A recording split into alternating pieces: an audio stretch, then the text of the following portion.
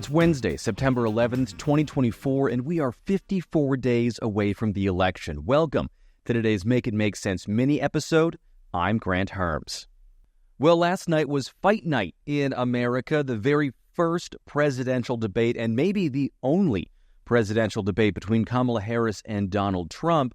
I also want to say up front here, this is going to be a shorter mini than normal, although I know that the last time I said that it ended up being a longer mini than normal, but I mean it this time, partly because there was so much in this debate that it deserves a full episode, and partly because I don't want this to become a fact check. I already did that live on TikTok last night during the debate. It was real time, so if you missed that or for some reason you just got an extra hour or 45 minutes to kill and you feel like going back and watching the debate on TikTok in a weird dual screen thing, then that is up on the Make It Make Sense Substack right now for your viewing pleasure.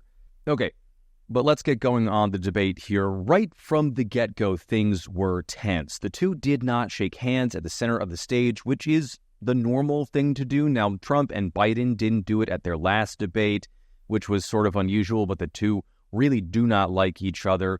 In this case here, Harris had to walk all the way across the debate stage behind Trump's podium because he sort of seemed to avoid her or try to avoid her a little bit. She had to introduce herself to him because the two had actually never met one another before. They had never even been in the same room together.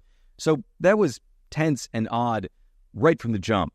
And from there, it was Harris's night all night long. Like I said in yesterday's episode, Harris had to keep a lot of plates spinning during this debate, more than Trump did. She needed to continue to introduce her policies to the American people. She needed to appear presidential in temperament, and she needed to get under Trump's skin without engaging too much herself. She did all of those things to a large degree. Now, Trump, on the other hand, really, his only goal was not to have a bad night by taking the bait, and he took every single piece of bait that Harris could set her line with. I mean, it was really something, and as the debate wore on, Trump interrupted more and more, even though the microphones were supposed to be off when it wasn't a candidate's turn to speak. He still frequently interrupted and shouted so you could hear onto Harris's mic. He also made faces most of the time. Neither of those things are new to us when it comes to Trump on a debate stage, but it was clear he was having a hard time keeping his cool. The debate opened on the economy, and Harris laid out her plan that I've talked about before here. That's small business loans and expanding the child tax credit and some brand new taxes on things like unrealized capital gains for people making more than $100 million a year. Trump instead opened with a claim that more than 20 million undocumented immigrants are living in the U.S.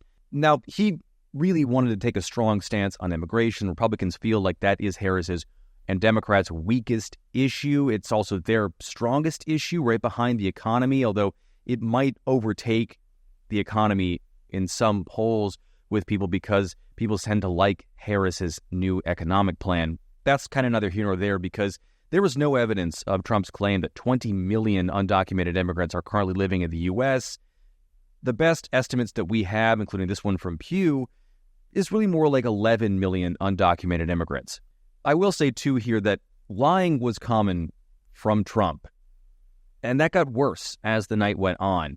And as someone who was fact-checking this thing live, Trump had something to check. More often than not, it was false in just about every single answer, and Harris just didn't have that.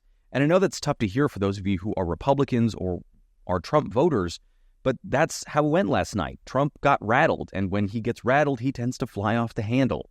He did, however, take a few opportunities to try and hit Harris on policy flip-flops, mostly focusing on her 2019 stance on fracking that she changed, which she was prepared for, saying that she saw evidence that clean energy could continue to work without banning fracking. That was her answer in her interview with Tim Walz as well, and has been her answer on a lot of issues that she's flip-flopped on. She says most of the time that her values haven't changed, but her information about those things has. Whether that's going to resonate with voters is something that we're still trying to figure out in the polling, but that has been the answer that she has landed on. However, Trump had a real tough time laying out policies of his own. He focused a lot on putting the blame on the Biden administration, where he seemed to frequently lament that he wasn't running against Joe Biden anymore, as he's been doing for a while here.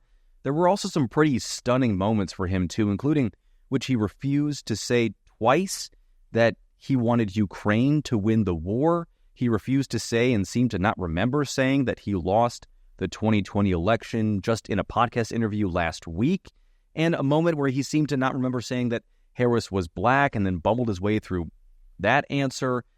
And then he was asked about his plan to replace the Affordable Care Act, and he said he had concepts of a plan, but said he wasn't president, so he didn't have a full plan. This is a guy who, while he was in office, tried to repeal the ACA more than a dozen times and has had 3.5 years to come up with a plan for this. So it was pretty stunning that a key piece of what he was trying to do while he was president last time, he still doesn't have a plan for. And maybe the most stunning moment was just after Harris had really gotten under his skin by saying his rallies were smaller than hers and that people were leaving, both of which have been broadly true since she became the nominee. But really, it was what Trump says here about Haitian immigrants in the town of Springfield, Ohio. What they have done to our country by allowing these millions and millions of people to come into our country, and look at what's happening to the towns all over the United States. And a lot of towns don't want to talk. It's not going to be Aurora or Springfield. A lot of towns don't want to talk about it because they're so embarrassed by it. In Springfield, they're eating the dogs, the people that came in. They're eating the cats. They're eating the pets of the people that live there. And this is what's happening in our country, and it's a shame. I just want to clarify here. You bring up Springfield, Ohio, and ABC News did reach out to the city manager there. He told us there have been no credible reports of specific claims of pets being harmed, injured, or abused by individuals within the immigrant community. Well, I've seen people on television. Let me just say here, this is the people on television say my dog was taken and used for food. So maybe he said that, and maybe that's a good thing to say for. Now, none of that is true. And David Muir, the ABC moderator there, did a real-time fact check. There is no verifiable evidence that has come out that the 20,000 Haitian immigrants that moved to the town of Springfield are eating pets. That lie came from a Reddit post that claimed to be from Springfield, showing a black man carrying what also appears to be a dead goose. That photo is not from Springfield. It's from a neighboring town. And independent reporting has said this whole thing is an online rumor that's been spread maliciously and is in fact racist and harmful to the people in the town of Springfield, who now say they're worried for their safety. The city's mayor has said that it's untrue, and the city manager has said that it's untrue. Now, folks like J.D. Vance continued to spread this misinformation after the debate, saying that those city officials just aren't in touch with the folks on the ground. But again, independent reporting from on the ground there, including local reporters in Ohio, have not been able to find evidence that this thing is happening. And on a much broader sense, this is the moment that will be pulled for the Trump campaign from this debate. And in a debate which might be the only debate of this cycle, this is just not the kind of misstep a campaign wants. Overall, Trump's message on every issue was one that was about fear rather than hope, which is what we've seen from him in this election, hoping that Americans will respond to the idea that the U.S. is a failing nation headed for ruin unless he's elected, very similar to his rhetoric in 2016 and 2020, the I alone can fix it candidate. And while this race remains really tight, in a one-to-one comparison like last night, it'll be interesting to see if that still resonates with people or not, because in the recent past, it's been more on the not side of things. So if Trump had a really bad night, Harris, on the other hand, had a really good one. She moved from topic to topic with ease, even in some of her trickier topics like immigration and the end of the war in Afghanistan. She was able to navigate those without much trouble. She laid out her economic plan, she laid out her plan for climate change, and demonstrated that she would be able to be a good ally to our ally nations in places like NATO and other parts of Europe and the world, and take on American adversaries abroad, because she's already been doing that as vice president. But her big moment came when she answered a question on abortion. Trump repeated the lie multiple times that Harris wanted to allow the execution of babies after they were born. It's a thing that Republicans call post-birth abortion. It's not legal in any state. That's infanticide. And it's not something any serious Democrat in the country is advocating for, and it's certainly not something Harris is advocating for. But this was her answer about overturning Roe v. Wade.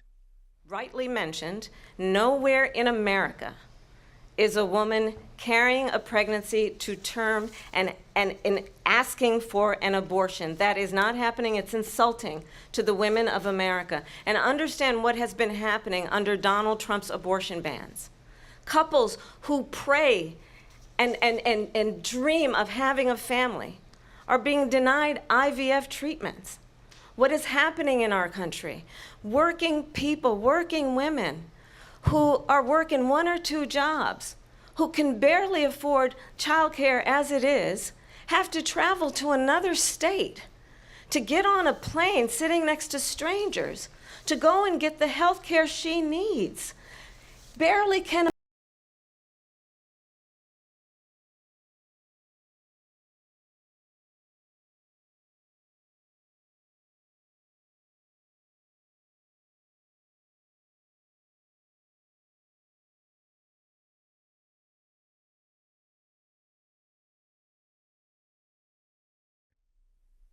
It was pretty powerful stuff and is a leading issue for women and younger voters, in which I talked about last week. Trump is losing those groups by a mile. And that clip and then the other one of Trump sort of sum up how this debate went. On one side, you have a candidate who came prepared, had a plan, and had the skill to execute that plan. On the other side, you had a candidate who came in with a single note and a singular argument that fell flat in the face of the other side. And then there is one more thing that I can't ignore here. After the debate, Taylor Swift endorsed Harris. Now, this is a huge endorsement. Swift posted this to her Instagram, which has more than 283 million followers. For a comparison, the U.S. entire population is 333 million. Now, obviously, Swift has a global audience and followership, but you get my point there. It's a lot of people. There also wasn't a lot of doubt that Swift was going to be voting for Harris, but to have her come out and endorse her publicly in this way is a huge deal. Swift obviously reshaped the economy of the U.S. with her Global Eras tour, and just in terms of fandom and being able to raise money, and somebody who might be able to be out on the campaign trail for Harris in these next 54 days is going to be huge. Okay, that is it for today's Mims Mini, and I don't think this was actually any shorter like I promised, so I am just going to stop promising that.